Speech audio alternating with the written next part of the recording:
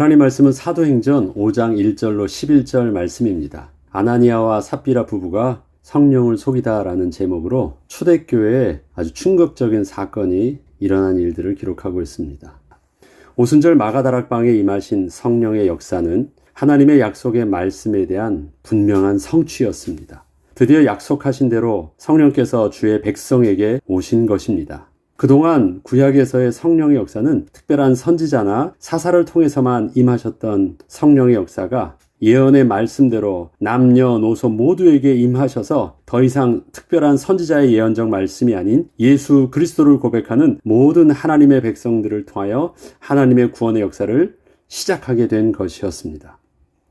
성령께서는 우선 하나님의 백성들에게 예수 그리스도를 주로 고백하게 하사 그 믿음의 반석 위에 교회를 세워주셨고, 이렇게 교회를 이룬 성도들은 함께 모여 사도의 가르침을 받으며 기도하고 또 흩어지면 복음을 전하는 주님의 거룩한 제자로 변화되기 시작했습니다.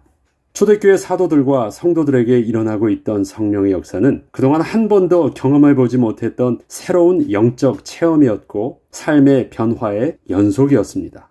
성령의 주도하심은 단지 사도들의 사역에서만 나타난 것이 아니라 성도들의 삶의 모든 영역에서도 함께하고 있었기에 성도들의 삶 속에서 일어나고 있던 변화는 그동안 한 번도 유대 사회에서는 없었던 아주 새로운 형태의 섬김과 거룩한 공동체의 모습으로 나타났습니다. 사도행전 4장 31절로 35절에 보면 그 당시 초대교회 성도들의 모습을 이렇게 증언하고 있습니다. 빌기를 다함에 모인 곳이 진동하더니 무리가 다 성령이 충만하여 담대히 하나님의 말씀을 전하니라. 믿는 무리가 한 마음과 한 뜻이 되어 모든 물건을 서로 통용하고 자기 재물을 조금이라도 자기 것이라 하는 이가 하나도 없더라. 사도들이 큰 권능으로 주 예수의 부활을 증언하니 무리가 큰 은혜를 받아 그 중에 가난한 사람이 없으니 이는 밭과 집 있는 자는 팔아 그 판 것의 값을 가져다가 사도들의 발 앞에 두매 그들이 각 사람의 필요를 따라 나누어 줌이라. 이렇듯 초대교회의 그리스도인들의 믿음은 자신들의 모든 소유를 팔아 교회를 섬길 정도로 대단했습니다. 그런데 여기서 우리는 초대교회 성도들의 신앙의 열정과 헌신, 그리고 교회 내에서 일어나고 있던 변화에 대해서 주의하여 볼 부분이 있습니다. 그것은 초대교회 성도들은 그렇게 믿음이 대단하였다라는 것이 초점이 아니라 성령께서는 초대교회 성도들에게 그러한 변화가 일어나게 하셨다는 것을 증거하고 있기 때문입니다. 성령의 역사에 우리는 초점을 맞출 줄 알아야 한다는 것입니다. 오늘 본문에서는 아나니아와 삽비라 부부가 헌금을 속인 일로 인하여 사도와 성도들 앞에서 죽는 일이 발생한 일이 기록되어 있습니다. 이 사건은 초대교회가 새롭게 시작함에 있어서 초기에 발생했던 아주 충격적인 사건이었습니다. 이들은 자신의 소유를 팔아 어려운 성도들을 위해서 사용하도록 교회에 헌금을 하였는데 그 바친 헌금 때문에 죽게 된 것이었습니다. 우리의 생각에는 자신의 소유를 팔아 헌금을 바친 것이 무엇이 문제가 되는가 싶지만 오늘의 본문의 핵심은 그러한 헌금에 관한 문제를 다루고 있는 것이 아니었습니다. 베드로는 아나니아와 삽비라 부부가 자기 소유를 팔아 그 일부를 감추고 속인 일에 대하여서 먼저 베드로 앞에 나와왔던 남편 아나니에게는 어찌하여 성령을 속였느냐고 책망을 하였고 이어서 온 부인 삽비라에게는 어찌하여 함께 꾀하여 주의 영을 시험하느냐고 책망을 하였습니다. 하나님의 거룩성을 훼손한 것이 아나니아와 삽비라 부부가 죽은 이유라는 것이었습니다.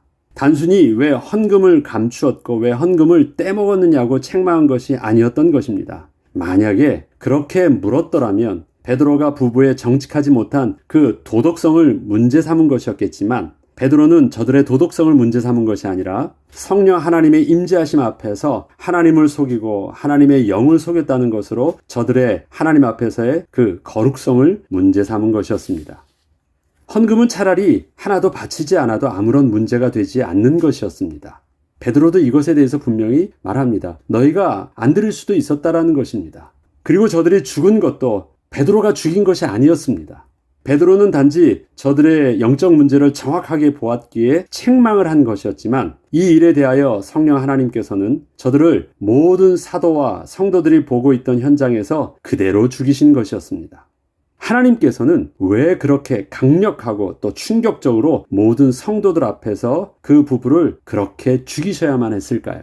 이 일은 분명 온 교회와 소문을 듣는 모든 사람들에게 큰 두려움이 되었을 정도로 너무도 충격적인 일이었고 교회 부흥에 찬물을 끼얹는 듯한 일이었습니다. 누가 이러한 역사가 초대교회에서 일어났다는 일들을 들으면서 교회에 오려고 하겠어요? 이건 아주 두려운 일입니다. 아주 부정적인 사건이었어요. 얼핏 보면 그렇습니다. 야, 교회 안에서 사람이 죽었대. 하나님 앞에서 헌신했는데 하나님이 저들을 죽였대. 한 명도 아니고 그 부부가 즉사하는 것을 본 것이에요. 근데 하나님께서 친히 그 일들을 이루셨거든요. 왜 성령을 속였느냐고 아나니아에게 말하는 베드로의 책망은 왜 성령을 받지도 않았으면서 마치 성령을 받아서 이렇게 헌신하고 있는 것처럼 그렇게 사람들 앞에서 속이고 있느냐고 말한 것이었습니다. 예를 들면 이것은 마치 이렇게 설명을 해볼 수 있을 것입니다. 성령을 받으면 방언과 다양한 은사가 나타날 수 있습니다. 그러나 방언을 한다고 해서 성령을 받았다고는 할 수 없습니다. 그런데 자기 주위의 성도들이 모두 성령을 받아서 방언을 하고 있는데 자신만 못하고 있으니 자신도 성령을 받았다는 것을 어필하기 위해서 방언을 받은 척하면서 스스로 방언받은 흉내를 내고 있다면 이것은 사람들만 속이고 있는 것이 아니라 성령 하나님을 망령되이 일컫고 있는 것입니다. 지금 많은 사람들이 자기 소유를 팔아서 교회에다 바치고 그걸로 함께 나누면서 가난한 자가 하나도 없게 합니다. 그 출발이 어디입니까? 하나님의 말씀 속에 은혜를 받고 저희가 기도할 때 성령이 모두 다 충만해였을 때 한마음 한뜻이 된 성령의 사건이었거든요. 그렇기 때문에 그 가운데서 자기만 안 받으면 이건 좀 이상하잖아요. 그래서 자기도 받은 척하고 있는 것입니다. 특히 이 부부의 경우에는 단순히 남들도 다 받고 있는 성령을 자신들도 받았다는 것을 인정받기 위해서 한 정도가 아니라 오늘 본문에 앞서 보면 한 가지 내용이 나오거든요.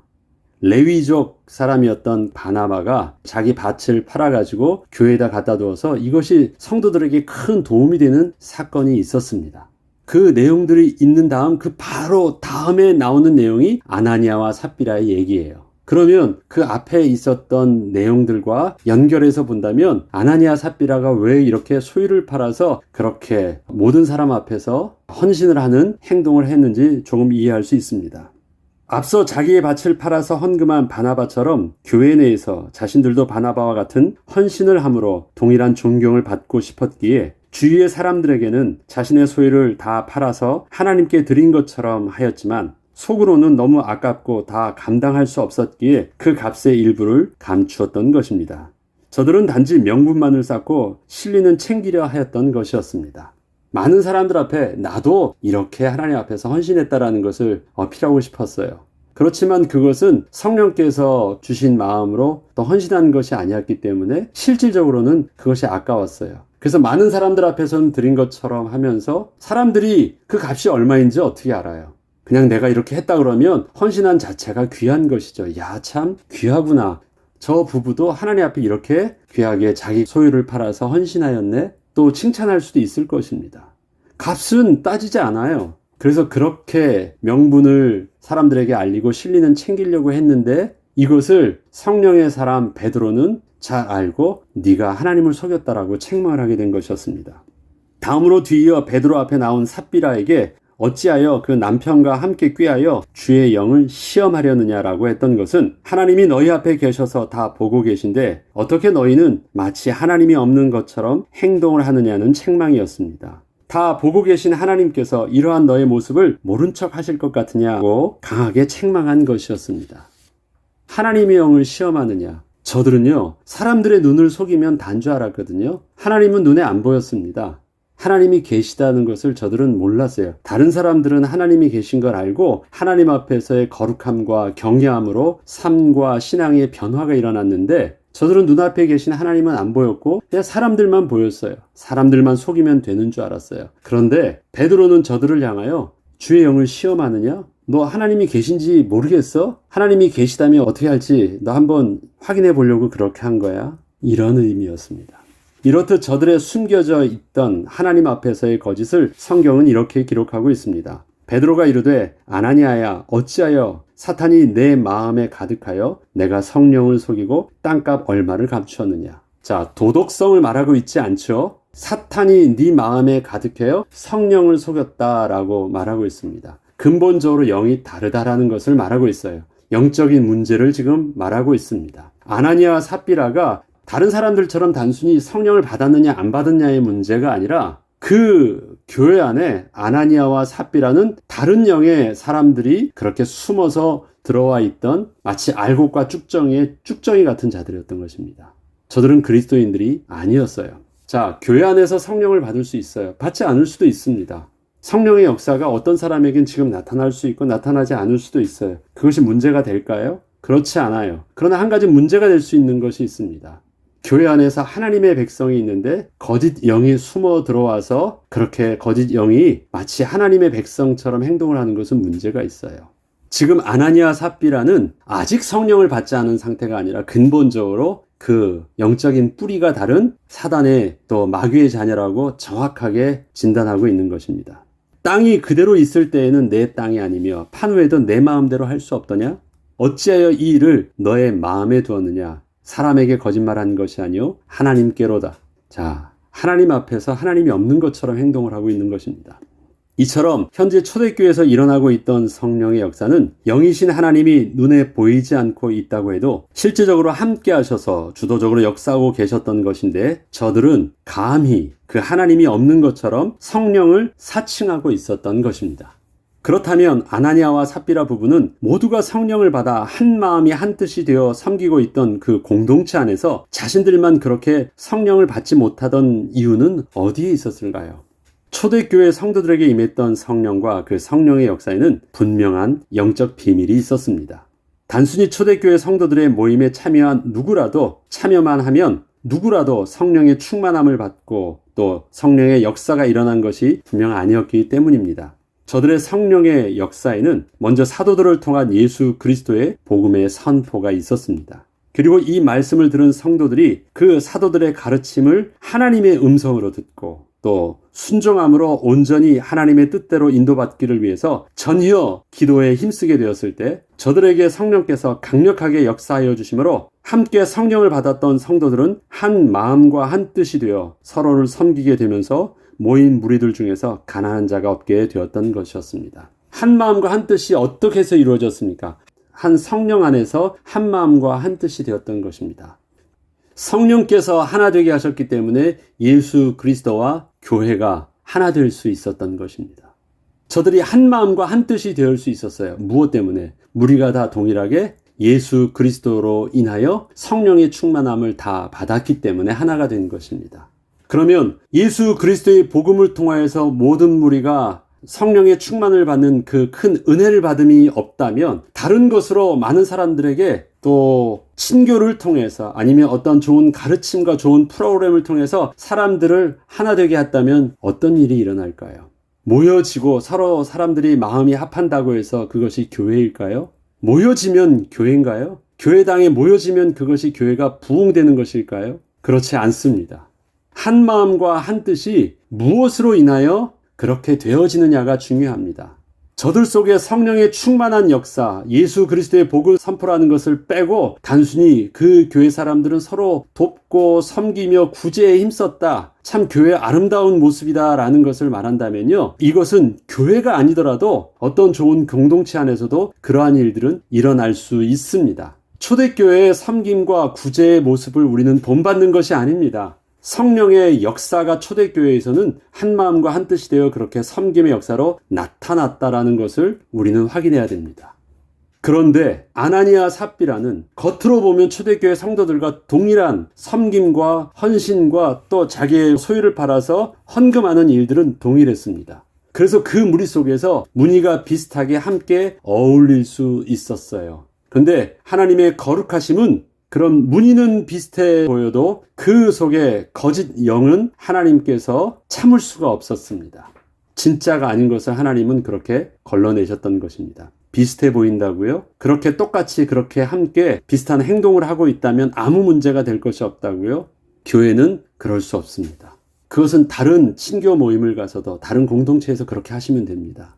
그러나 교회는 예수 그리스도를 주로 고백하는 믿음의 반석 위에 성령께서 하나 되게 하시는 그 영적인 비밀을 가지고 또 각 개인이 교회의 벽돌 한 장과 같이 각 개인이 하나하나가 성령으로 인하여 그 마디가 연결되어져서 그렇게 이루어진 곳에 하나님이 함께 하시는 거룩한 성전이요 교회의 몸인 것입니다. 지금 저들이 죽은 것은 헌금을 작게 한 것이 아닙니다. 안 드렸어도 됩니다. 헌금의 문제가 전혀 아닌 것입니다. 저들은 저들 앞에 거룩하신 하나님이 안 계신 것이었습니다. 하나님을 속인 것입니다. 하나님이 없는 것처럼 행동한 것입니다. 마치 자기네들도 하나님의 사람인 것처럼 그렇게 흉내를 내고 있던 것에 대해서 성령 하나님께서는 참을 수 없으셨던 것입니다. 이것이 바로 하나님의 거룩성을 훼손한 것이었습니다. 구약에 하나님이 임재하시는 상징인 그 지성소 안에 들어간다면 어떤 일들이 일어날까요? 대제사장이라 할지라도 하나님의 언약의 피가 없이는 감히 들어가지도 못합니다. 들어가면 즉사예요. 왜 그렇습니까? 하나님의 임재의 상징으로 그렇게 하나님의 거룩함을 가르쳐 주셨던 것인데, 이것처럼 지금 성령의 역사는 그 동일한 거룩하신 하나님의 실제성을 저들에게 정확하게 보여주고 있던 것입니다. 만약에 저 부부가 자신의 소유를 판 일 때문에 바나바처럼 성도들에게 존경을 받게 된다면 어떤 일이 일어날까요? 아마도 저들의 말이 영향력이 있어서 복음을 훼손하는 심각한 일이 발생하게 될 것입니다. 그리고 성령의 역사도 오해하게 될 것입니다. 저들의 말과 행동들이 주위 사람들에게 영향력이 있게 되잖아요. 그러면 어떻게 됩니까? 초대교회에 아주 심각한 거룩을 훼손하는 일들이 그 안에 일어나게 될 것입니다. 이처럼 아나니아와 삽비라 부부에 일어났던 사건은 초대교회 성도들에게 임한 성령의 역사를 온전히 증거함과 동시에 사실적인 성령 하나님의 인도함을 받는데 오해함이 없도록 하나님께서는 그 시작에 있어서 조금의 거짓도 조금의 부정함도 용납할 수 없었던 것이었습니다. 초대교회 성도의 신앙의 태도와 삶의 변화의 핵심에는 하나님이 실제적으로 자신들과 함께 하신다는 하나님의 임재 앞에서의 삶을 살았기 때문이었습니다. 하나님이 계시다는 거예요. 하나님이 떠나신 것이 아니고 하나님이 성령으로 지금도 우리와 함께 계신다는 성령 하나님의 실제성이 그들의 신앙의 태도와 삶의 변화의 주축이 되었다는 것입니다. 지난 시간에도 말씀드렸죠. 우리가 CCTV 앞에서 그 CCTV가 깜빡깜빡 거리는 것만 보아도 우리 행동을 함부로 못 하잖아요. 악한 도둑놈도 절대 도둑질 안 합니다. 보고 있으니까. 그런데 거룩하신 하나님이 우리 앞에 계시다는 걸 볼 때 우리의 신앙의 태도와 삶의 모습은 어떨까요? 변화되는 것입니다. 살아 역사하신 하나님이 우리를 막 변화시켜 주신다? 맞습니다. 그런데 그 하나님이 우리 앞에 계시다는 것을 우리가 인식하게 되면서 하나님을 경외함의 비밀이 우리의 삶의 태도를 바꾸는 것이고 지난날엔 얻을 수 없었던 삶의 열매를 맺게 하시는 것입니다.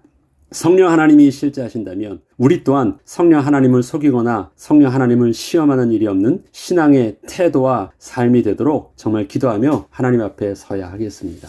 하나님을 인식하게 되면서요, 우리 속에 조금씩, 전에 내가 모른 척 했는데, 그래, 하나님이 계시지? 내가 조심해야 되겠다.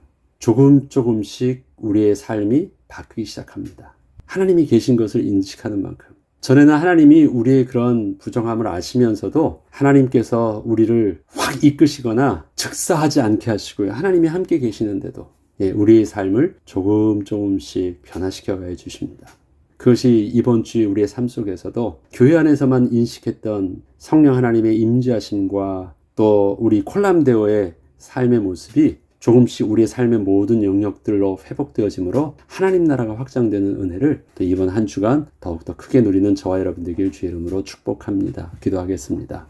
지금도 살아 성령으로 우리와 함께 하시는 하나님, 하나님은 교회만 계신 것이 아니라 하나님은 은밀히 기도하는 숨은 골방에만 계신 것이 아니라 나의 삶의 모든 영역 속에서 우리를 보고 계셨습니다. 하나님, 나는 또 우리는 모른 척 했고 또 안 계신 것처럼 스스로 눈을 가리고 있었지만 하나님께서는 우리의 믿음의 눈을 점점 열어주시고 우리를 거룩하게 하사 하나님이 우리의 삶의 모든 영역 속에서 그렇게 함께 하시며 또 주관하시고 인도하시는 것을 깨닫게 하여 주심을 감사합니다. 우리의 삶이 더욱더 하나님을 경외함으로 우리의 신앙의 태도와 또 삶의 모습에 변화가 일어나는 역사가 있게 하시고 또 이번 한 주간의 삶 속에서도 그런 하나님의 주권적 통치하심이 더욱더 확장되는 은혜 속에 성령의 영향력들이 변화의 역사가 확장되게 하여 주옵시고 하나님 나라가 더욱더 크게 넓혀지게 하여 주옵소서. 감사드리며 우리 주 예수 그리스도 이름으로 기도합니다. 아멘.